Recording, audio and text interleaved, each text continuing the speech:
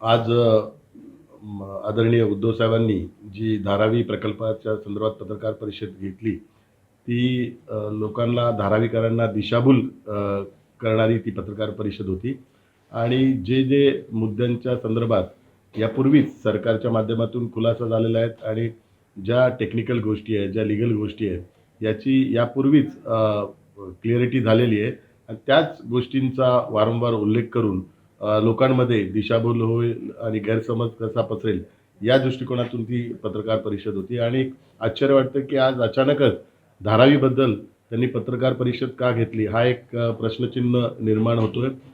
कारण गेले महिनाभर आपल्याला माहीत असेल एक शाही विवाह पूर्ण मुंबईत चालू होता आणि त्या विवाहाच्या वेळी काही गोष्टी झाल्यात का हा एक प्रश्न निर्माण होतोय.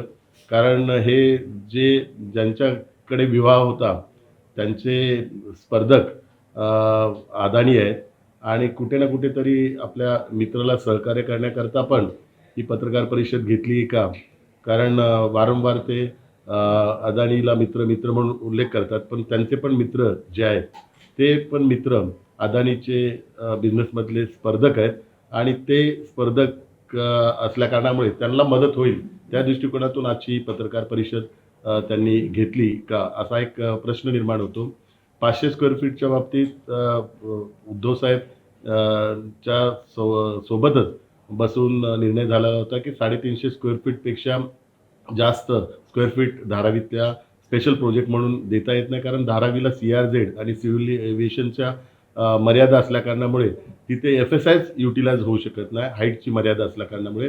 म्हणून त्यावेळी माननीय उद्धव साहेबांच्या सोबत चर्चा घेऊन आणि त्यांनीच तो 350 स्क्वेअर फीटचा निर्णय घेतला होता आणि म्हणून तो 500 स्क्वेअर फीटच्या बाबतीत धारावीकरांना जे गाजर दाखवत आहेत ते अत्यंत दुर्दैव आहे. कारण ते 500 स्क्वेअर फीटचं SRAच्या प्रोजेक्टमध्ये 500 स्क्वेअर फीटमध्ये घरं देऊच शकत नाही आणि मुंबईतला हा स्पेशल प्रोजेक्ट असल्यामुळे मुंबईतल्या SRAला 300 स्क्वेअर फीट आहे पण ह्या स्पेशल प्रोजेक्ट म्हणून आपण या ठिकाणी 350 स्क्वेअर फीट देतोय आणि कुठे ना कुठेतरी हा प्रोजेक्टच होऊ नये म्हणून लोकांच्या मनात एक गैरसमज व्हावा आणि अशा मागण्या वारंवार ते करत आहेत. 500 स्क्वेअर फीटची मागणी त्यांना त्यावेळी माहिती होती की 500 स्क्वेअर फीट होऊ शकत नाही आणि जो प्रोजेक्ट ज्या मागणीमुळे होणारच नाही अशा मागण्या वारंवार ते करत आहेत. अदानीच्या बाबतीत जर बोलायचं असेल तर वारंवार अदानीबद्दलचा द्वेष त्यांचा एक व्यक्तिगत द्वेष हा दिसून येत आहे आणि नुकतंच गेल्या आठवड्यात किंवा क्या 2-3 दिवसापूर्वी उबाटाला देणगी घेण्याची परवानगी मिळालेली आहे त्यांच्या पक्षाला. तर कुठे ना कुठेतरी काही धारावीच्या प्रकल्पाच्या माध्यमातून दबाव आणून निवडणुकीच्या देणगी घेण्याचा मार्ग त्यांना एक त्याचा मार्ग दिसत असेल असा आपण एक प्रश्न निर्माण होत आहे. कारण निवडणूक आयोगाने देणगी घेण्याची परवानगी दिल्या कारणामुळे असे प्रश्न उपस्थित करून जे कंत्राटदार असतील जे विकासक असतील त्यांच्याकडून देणगी घेण्याकरता हा एक पत्रकार परिषदेच्या माध्यमातून हा प्रकार दिसून येत आहे. आणि आपण बघत असाल की त्यांचा विधान परिषदेचा जो उमेदवार आत्ताच निवडून आलेला आहे त्याचं जे ॲफिडेविट होतं त्या ॲफिडेविटमध्येच अदानीचे शेअर्स त्याने खरेदी केलेले होते असे त्याच्या ॲफिडेविटमधूनच दिसून आलेले आहेत. त्यामुळे स्वतःच्या पक्षाचे आमदारच अदानीचे शेअर्स विकत घेत आहेत आणि दुसरीकडे तुम्ही धारावीकरांना दिशाभूल करून अदानीला विरोध करत आहेत. हा प्रोजेक्ट अदानीचा नाही आहे, हा प्रोजेक्ट राज्य सरकारचा आहे आणि राज्य सरकारच्या माध्यमातून तो पूर्ण होणार आहे. अदानीला ज्या जमिनी राज्य सरकारच्या माध्यमातून दिलेल्या आहेत त्या वेगळ्या कारणाकरता दिलेल्या आहेत आणि धारावीकरांचं पुनर्वसन धारावीमध्येच होणार आहे. धारावीकरांचा व्यवसाय हा धारावीतच होणार आहे हे माननीय मुख्यमंत्री एकनाथ शिंदे साहेबांनी यापूर्वी पण घोषणा केलेली आहे. विधानसभेत उत्तर देताना पण घोषणा केलेली आहे आणि धारावीच्या जाहीर सभेत पण घोषणा केलेली आहे. त्यामुळे शासन हे धारावीकरांना दिलेला शब्द आहे त्या शब्दाकरता कटिबद्ध आहे. धारावीकरांचं पुनर्वसन धारावीमध्येच होणार आहे. ज्या काही इतर जागा राज्य सरकारच्या माध्यमातून या धारावी रिडेव्हलपमेंट प्रोजेक्टला देण्यात आलेल्या आहेत त्याची त्या वेगळ्या जे अपात्र असतील किंवा इतर ज्या कारणाकरता ते दिलेलं आहे ती जागा ही वेगवेगळ्या कारणाकरता वापरण्यात येणार आहे. त्यामुळे धारावीकरांनी घाबरून जाऊ नये कारण जे धारावीतले जेवढे पात्र लोक आहेत त्यांचं पुनर्वसन धारावीतच होणार आहे. त्यांचा व्यवसाय पण हा धारावीतच त्या व्यवसायाकरता सर्व सुविधा त्या ठिकाणी होणार आहे. संपूर्ण धारावीची जर जागा बघितली तर त्यातले 600 एकरमधली जागा तर 300 एकरमध्ये पुनर्वसनाचा प्रकल्प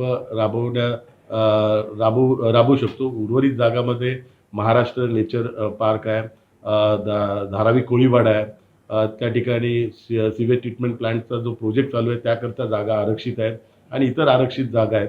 त्यामुळे उर्वरित 200-250 एकरवर पुनर्वसनाचा प्रोजेक्ट राबवू शकत नाही तांत्रिक कारणामुळे. तर ह्या गोष्टी पण सगळ्या तांत्रिक गोष्टी पडताळून त्याचा अभ्यास करून माननीय उद्धव साहेबांनी बोलायला पाहिजे. परंतु वारंवार खोटी माहिती देऊन आणि लोकांना दिशाभूल करून, विशेष करून धारावीकरांना दिशाभूल करून निवडणुकीच्या अगोदर हे वातावरण निर्माण करण्याचा हा प्रकार आहे.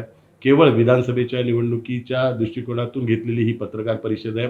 या पत्रकार परिषदेमध्ये धारावीकरांबद्दल कुठलीही आस्था नाही. गेले 15-20 वर्ष हा रखडलेला प्रकल्प आहे. हा कुठे ना कुठे तर आता मार्गी लागण्याचा एक मार्ग सर्व धारावीकरांना दिसतो आणि अशावेळी राजकारण करून हा प्रकल्प होऊच नये याकरता खोटी माहिती देऊन, खोटे विषय लोकांसमोर मांडून आणि खोट्या मागण्या करून ज्या होऊच शकत नाही, त्या माध्यमातून धारावीकरांची ही दिशाभूल होत आहे. तर मी धारावीकरांना एवढंच सांगू इच्छितो की माननीय मुख्यमंत्री साहेब आणि दोन्ही उपमुख्यमंत्री शासनाच्या वतीने हा प्रोजेक्ट राबवण्यात येत आहे. हा प्रोजेक्ट अदानीला जरी अपॉइंट केलं तरी संपूर्ण धारावीकरांचं पुनर्वसन करणं आणि त्यांच्या व्यवसायाला प्रोटेक्ट करणं ही संपूर्णतः जबाबदारी ही राज्य सरकारची आहे आणि राज्य सरकार आपला दिलेला शब्द हा पूर्ण करेल आणि आपल्या सर्वांना माहिती आहे माननीय मुख्यमंत्री एकनाथ शिंदे साहेब हा दिलेला शब्द हे नेहमीच पूर्ण करतात.